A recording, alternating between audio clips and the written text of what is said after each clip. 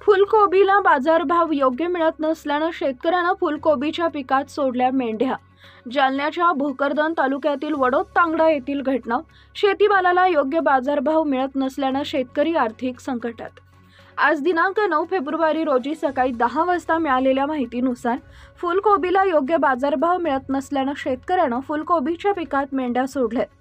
जालन्याच्या भोकरदन तालुक्यातील वडोद तांगडा येथील ही घटना असून शेतीमालाला योग्य बाजारभाव मिळत नसल्यानं शेतकरी आर्थिक संकटात सापडल्याचं चित्र पाहायला मिळतंय।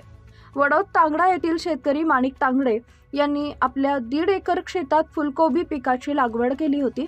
त्यासाठी त्यांनी सुमारे 75,000 रुपयांचा खर्चही केला होता। शेतकरी माणिक तांगडे यांनी केलेल्या मेहनतीनंतर फुलकोबीचं पीकही चांगलं आलं। मात्र बाजारात अचानक फुलकोबीची आवक वाढली, परिणामी फुलकोबीचे भाव गडगडले।